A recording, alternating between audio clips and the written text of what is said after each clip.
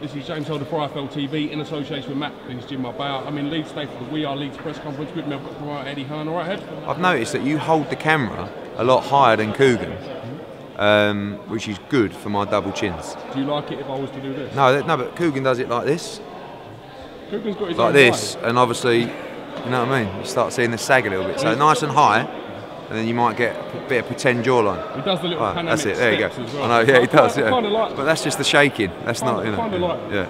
Let's talk. Josh Warrington's here today. Talk to me a little bit about how big of a fight this is for Leeds. Massive. I mean, look, last time we sold close to 5,000 at the arena.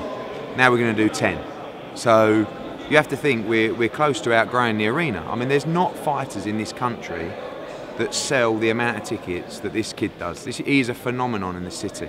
And you know, when you look at the likes of, you know, even, you know, Froch Boutte, I mean, these were doing 7,000. You know, Kell Brook last week, 9,000. He's world champion. You know, so this is massive what we've got here in Leeds, and this is a good fight for Josh Warrington. This is his first fight on the world stage. You know, to be around ranked 15 in the WBC, 14 in the WBA. He's a tough kid from the Philippines. On paper, yeah, on paper, Josh should have too much for him. And in Leeds, Josh should have too much for him because it's a very, very difficult environment to come and win in. And I think that's, you know, regardless of whatever level you're at. But to be on to bring it, he's been here for over a week. He's trained for over 3 months for this fight. It's a sanctioned official eliminator for the WBC world title. So, you know, I'm looking forward to it. And I'm looking forward to the noise. The noise last time was deafening. You know, you've seen the clips. We've got double the people.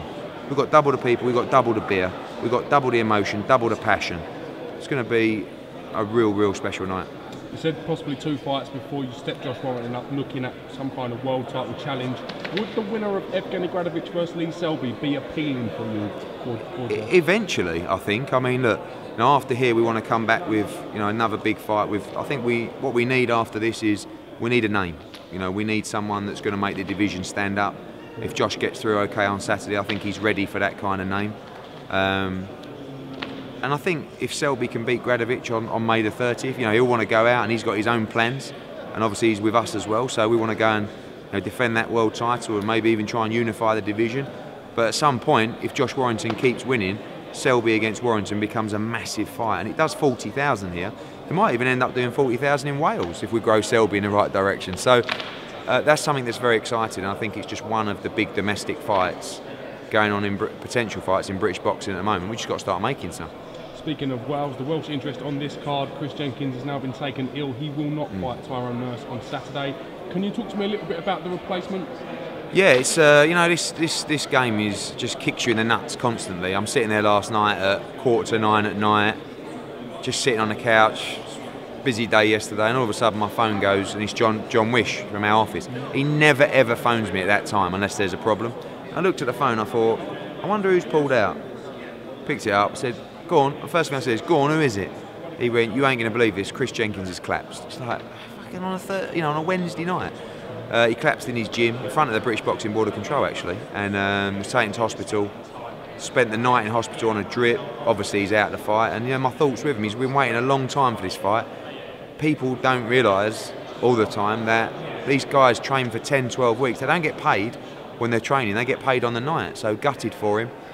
And since then, we've been working around the clock. Tyrone Nurse will box, and we're trying to make Tyrone Nurse against Liam Taylor for the Commonwealth title. Liam Taylor's 15-0.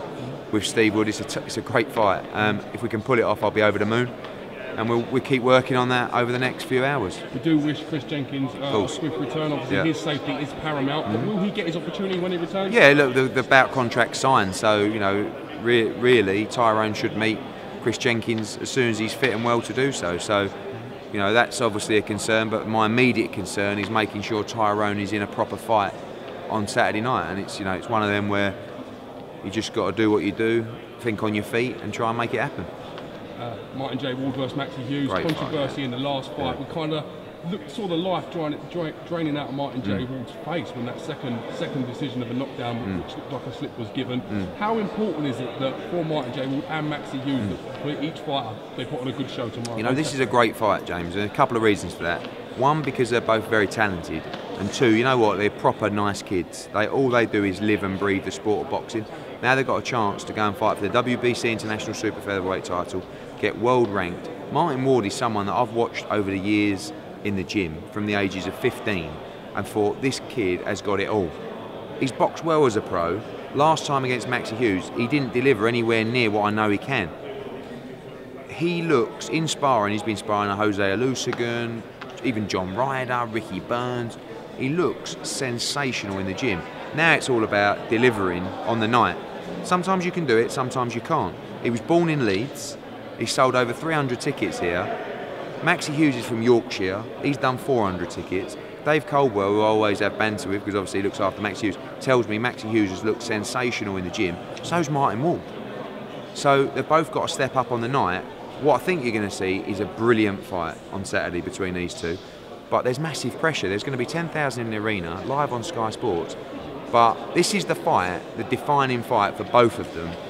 Lose, and you can forget about probably even British, European, certainly world level. Win, it could change the momentum of your career. And that's what I think it will do for the winner on Saturday night. Not only will it give him the profile, but it will give him the confidence. And I think they're both, I think Maxi particularly, his confidence is through the roof at the moment because he feels he should have won the first fight and he's on a roll. I wasn't sure in the first fight whether he actually believed he could win the fight. Now I think he does. And I think it's going to be a very, very tough fight for Martin Ward. Expecting 10,000 tickets still available? Yeah, like 300 or 400. Okay. So, you know, it's going to be like unbelievable. All right, well, listen, we look forward to it, and we'll catch you at the weigh-in tomorrow, possibly. Look forward to it. Thank you very much.